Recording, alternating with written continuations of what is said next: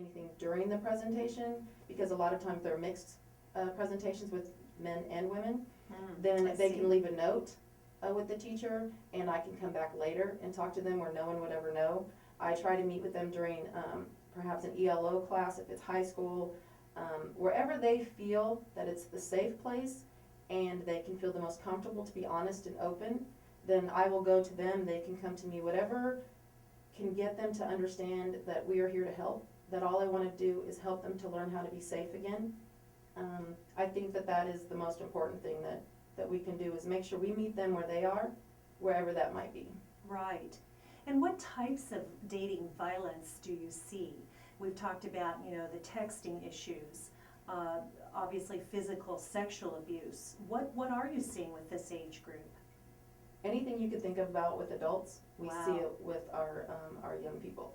And actually, between the ages of 16 and 24 there's the highest incidence per capita of intimate partner violence. It's about 16 per 1,000 between the ages of 16 to 24. Now, is that something like I would call date rape? Or Actually, do it's you any call it that? intimate partner violence. So that What, can be, describe that for me, or that would be define dating that violence for me. with physical, verbal, emotional, Okay. lead, and up to sexual violence. So any of those Oh, things can okay. actually be on that realm.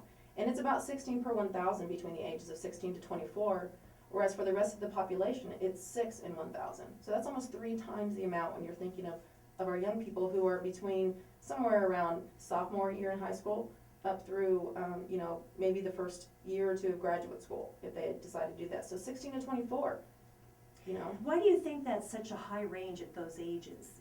What? Is it some level of immaturity there? What could it be? Well, I think a lot of it has to do with the lack of knowledge of what is a relationship. A lot of times, and unfortunately, we still live in a society where discussing relationships, healthy relationships, sexual relationships, is still difficult for parents to do with their children. And therefore, there's no discussion of what a relationship is.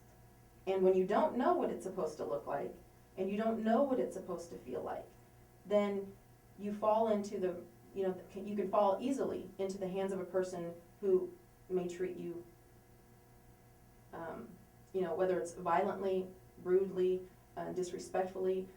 And I think that at that age, you know, especially when you're talking about high school, they haven't learned what this is supposed to be. And I think a lot of it has to do with the, you know, the onset of so much social networking, and it's so easy to now track where your partner is, to demean, demoralize, and degrade them, where everyone can see now. It's not just Cyberbully. absolutely, Right. absolutely. And so I think that a lot of it has to do with a lack of not so much maturity, but a lack of understanding of what does a healthy relationship look like, and that has to come from discussion. But then I also, you say it has to come from talking about it, and parents talking about it, but then if they don't get that, are some of these abusers coming from abusive families? Do you see a bit of that? They were shown how to react in relationships by dysfunctional, abusive parents or families and personal relationships. Is that part of it? Absolutely, we certainly see that. And statistics show that, you know, an individual who is raised in a violent home, an abusive home, has 2 to 3 times the likelihood of then not only being a victim later in life, but being a perpetrator later in life. So certainly that comes into play. But I think, you know, at the same time, not only we have to empower our young men to understand what it is to be in a healthy relationship, how we're supposed to treat, you know, young women, and just, I think it comes down to the basic understanding of respect. I think that has been lost so much within our society, that because we're not modeling as adults, then they don't feel that they need to act that way as teens and young adults. Right, absolutely. And that's what I'm saying, you know, they're kind of just acting and reacting in the way that we adults have probably patterned for them in some way. Absolutely. And if we're not patterning those good behaviors, or they haven't seen those, and I know that this, and you know, the 2 young ladies talked about, this does happen to our guy friends. This isn't just a girl issue. Correct. Very much so. But we also, you know, talk about, you know, isn't the predominance that young ladies are getting abused versus men? What are the statistics on the genders? When you talk about teen dating violence, it's actually not as skewed toward females. It's much closer to about 60% female, 40% male. That is close. Yes, so that's very close when we're talking about our our teens, our high schoolers and middle schoolers. When you get more into the college age and become adults, certainly we see it much more skewed to the side of women, where it's about 85 to 90% of reported victimization is at the hands of a male perpetrator toward a female victim.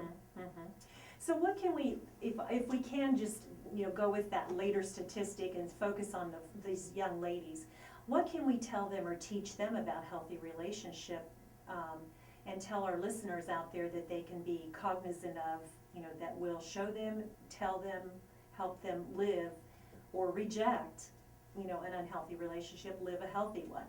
Absolutely, and that's a big part of what I do when I present is, my foundation whenever I present is the understanding of what it is to respect oneself first. We can't ask someone to treat us how we're not willing to treat ourselves. So first we have to respect and love ourselves. And as young women and women in general, it comes down to, the basic idea that we have to, as women, stand together and to support one another, to empower each other, rather than to be the first to call a woman out of her name, to disrespect, demoralize, and demean another female.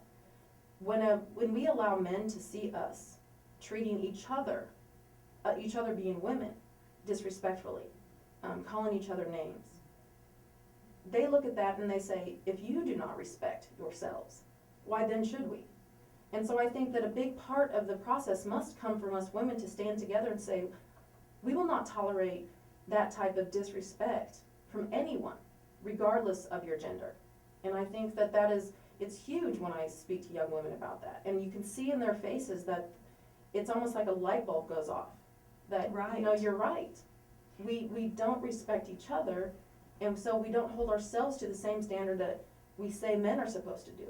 We have to model the behavior of how we want to be treated by males, by treating each other as women in that way. And how are we going to start this process? What are you telling these young ladies? I think a big part of it is, one, giving them the outlet to understand that they have a voice. That I don't care that you're 13, 16, or 30. You have an opinion, you have an idea, you have a voice, and I want to hear it. I want to understand you as a person. I want you to know that you are worthy of amazing things, worthy of greatness, simply because you exist. For no other reason, you are worthy of those things. And since we are worthy of those things, we have then the right to demand those things of other people. One of the things that I always tell young people when I do presentations is you have the right to demand respect from every person who you will ever come in contact with. I tell them that includes me, even though you don't know me. It includes your parents, your siblings, your friends, your teachers, the faculty, and it includes your dating partner. That we must give young people a voice to say, this is not right. Yes, we need to hear them. Absolutely, absolutely. And I think that's part of the reason that most youth who go through dating violence, most of them are telling another friend. They're not ready, or they don't think it's going to be okay if I tell my parents. What will be the end result? And I think part of it is the idea of, well, if I love someone already, my parents were like, oh, you don't know what love is. And the truth is, and I always say this, to my own daughter, is if by 15, 16, 17, 20, and you're telling someone you love them, and yet people are telling you don't know what love is, then I haven't done my job very well by modeling what love is. So when my own daughter comes to me and says, Mom, I really love this person, I know she must mean it because I know that I've taught her what that is, and that it's okay to say that. And from doing that, then it's okay to talk about the other things that love relationship then might entail. And yet, it sounds like the first person they're going to talk to about this issue of love that's a bit misconstrued with abuse or violence is that friend. Absolutely. But yet that friend maybe isn't prepared to take the next step, which should be what? Well, first it's, the first thing I always tell the young people when I do presentations is that first you have to believe them, because that's the first thing they're waiting for is that person to go, that's not Validate happening. me. Absolutely. Validate me. Validate what I'm saying happened.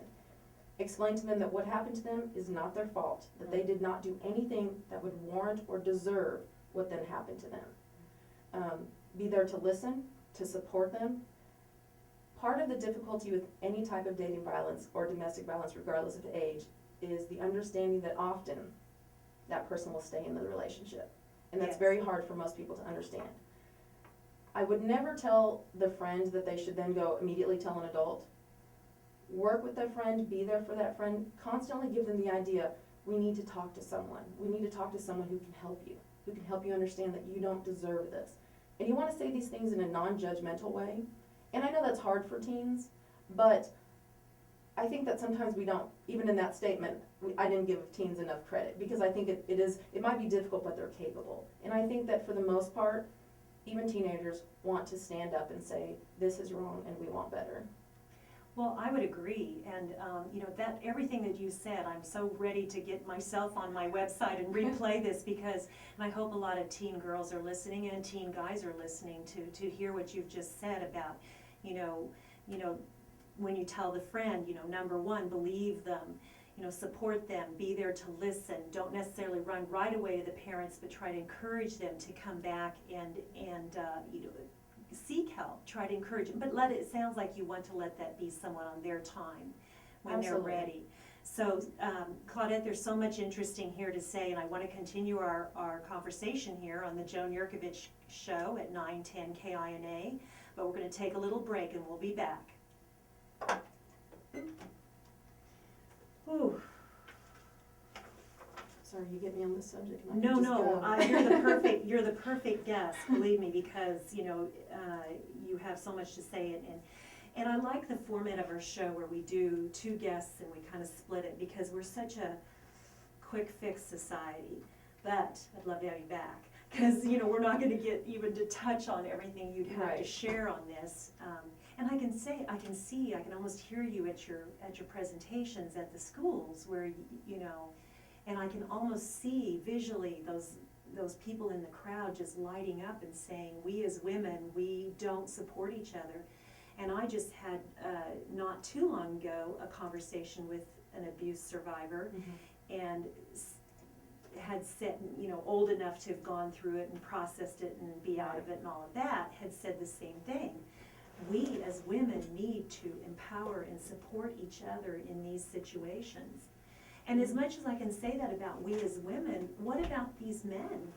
I personally know men who've been in abusive marriages. Yes. In fact, one of my blogs, I put up a blog to preempt our show this weekend, but it was a male-female where she was abused and he had a known history. But I'm looking to go ahead and put up from the reality TV show. Do you watch any of that, where those young teen moms, Annette Gary and Amber? And you look at Gary, this big guy, and he could just, Her. Yeah, just basically. knock her down in one swoop. But any man could do that to any woman. Right. But she got charged for it Yes. too, thank Yes. goodness. Yeah, she almost had her child completely taken away. Exactly, and Yeah. I'm gonna probably put up a blog about that, because, do you happen to think, I probably won't go there with this rest of this interview, but do you happen to think something like that glamorizes it in any way, or was that a positive that she got arrested? Was it positive or negative that they showed all of that, which is all reality TV? I think part of it was positive in the sense that, especially when we're talking about the younger age, that is happening to our young men as well. Absolutely. And that, maybe in some way that made someone look at that and go, okay, this really does happen to guys. It's not just a girl issue. And the sooner we come to the understanding it's not just a female issue, it's a human issue. People are hurting each other, and yet at the same time saying, I love you. Exactly, right. Well, let's start back, Claudette. It's gonna feel really fast because we've only got 8 minutes. Okay. So, we both talk fast, so. We're back with Joan, with the Joan Yurkovich Show, 910 KINA. Go to joanyurkovich.com for all the video outtakes and also for a link to iTunes. And Claudette is here as the sexual assault advocate from DVAC. And one of the things, Claudette, I want to ask you, because I want to go to the gray area. There's going to be a lot of gray area for these young people trying to decide, well, am I in an abusive relationship, or are they just having a bad day? So address that. I think that, for the most part, it needs to be understood that dating violence is a pattern of behavior. If perhaps your boyfriend